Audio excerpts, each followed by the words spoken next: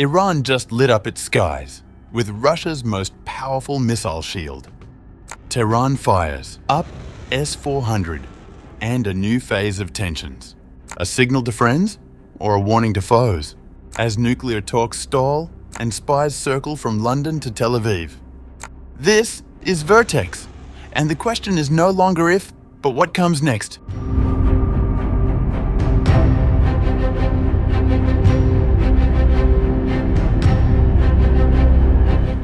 Iran reportedly conducted its first live test of the Russian-made S-400 Triumph air defense system, marking a major step in its military capabilities.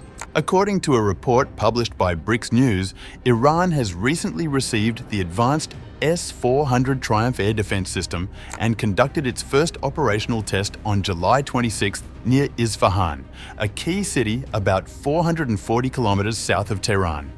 This test is seen as a clear warning to Israel and the United States that Iran will defend its airspace. According to Army Recognition, a website covering defense news, the test involved a full S-400 battery. This included the 91N6E Big Bird acquisition radar, the 92N6E Gravestone engagement radar, command and control units, and multiple 5P-85 TE-2 missile launchers. Observers had noticed increased radar activity and transporter movements in the area in recent weeks, suggesting the test was part of a larger military exercise. However, Iran's government has not officially confirmed the test, but regional defense experts say this marks the first time the system has been activated in the field inside Iran. Reports of Iran's acquisition of the S-400 system first appeared in August 2024, when a Russian Il-76 military transport plane was spotted in Tehran, believed to be delivering key system components. While the Islamic Revolutionary Guard Corps previously downplayed the need for the S-400, trusting locally made systems like the Bavar 373 and Khordad 15, the recent test indicates Iran is now deploying the Russian system operationally. The S-400, developed by Russia's Almaz Ante, is among the world's most advanced long-range surface-to-air missile systems available for export. It can target aircraft, cruise missiles, drones, and ballistic missiles at ranges up to 400 kilometers and altitudes up to 30 kilometers. The military collaboration between Russia and Iran during the war in Ukraine has significantly deepened.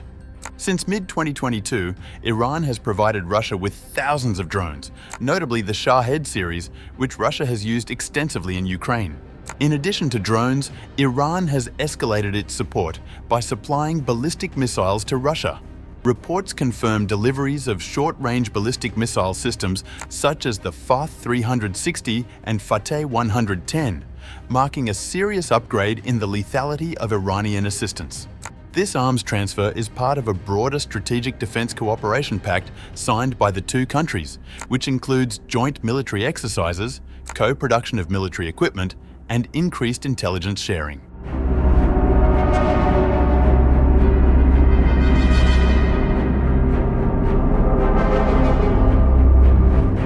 Russia also warned against attacks on Iran's nuclear facilities, saying that they must not become routine, and warned of the catastrophic risks such strikes could pose. Russian Foreign Ministry spokeswoman Maria Zakharova said that a pledge to avoid further strikes was a necessary condition for restarting cooperation between Iran and the International Atomic Energy Agency, IAEA, which has been limited in its access to Iranian sites. We note unending attempts of politically committed and destructive forces to swing under the invented pretext the situation around the Iranian nuclear program, and to persuade the whole world of the existence of the threat that Iranian program, allegedly presents. These false security seekers do their manipulations for such a long period of time, so they have already lost their ability to assess current events and to see correlations between their own malign decisions and destructive consequences, as well as to learn from their own mistakes. Regularly made threats of new airstrikes on Iran's nuclear facilities cannot but cause concern. Such declarations sounding under the pretext of false care of the non-proliferation of nuclear weapons only breeds cynicism. I would like to note that it is about nuclear weapons that the Islamic Republic of Iran does not have, and that Tehran does not produce, as the International Atomic Energy Agency repeatedly confirmed it. Strikes on nuclear facilities do not have to become a commonplace and a routine in international practice. Catastrophic risks related to it cannot be ignored or even defended. Ни игнорировать, ни тем более оправдывать. Zakharova also cited recent three-way talks between Iran, Russia and China as evidence that diplomacy could still revive the 2015 nuclear deal.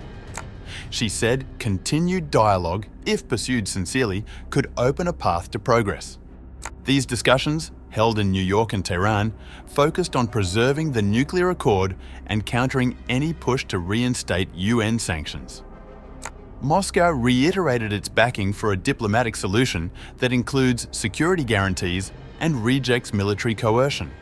Both Russia and China also endorsed Iran's call for a revised framework with the International Atomic Energy Agency, following a June vote in Iran's parliament to suspend cooperation with the agency. Tehran has demanded concrete security assurances before resuming access, particularly after reaching a ceasefire with Israel.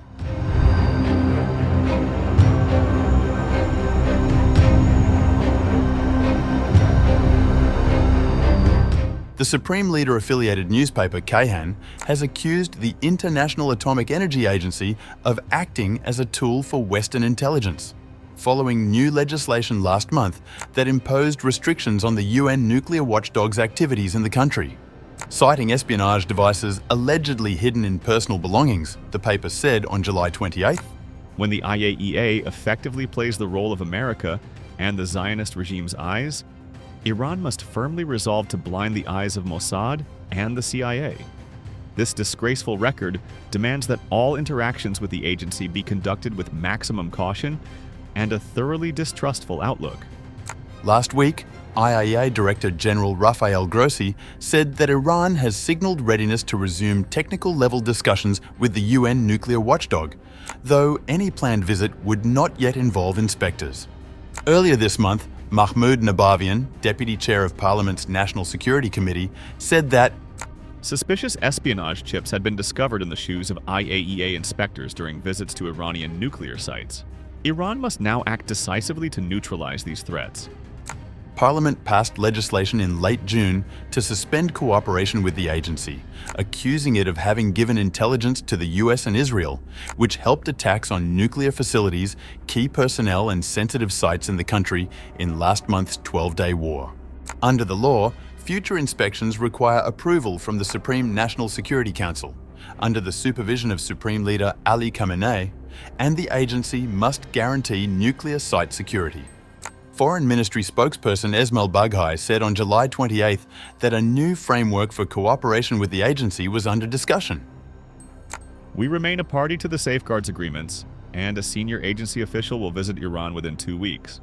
Judicial official Ali Mozaffari said this month that Iran may try Rafael Grossi in absentia over his alleged role in facilitating attacks on Iran's nuclear facilities.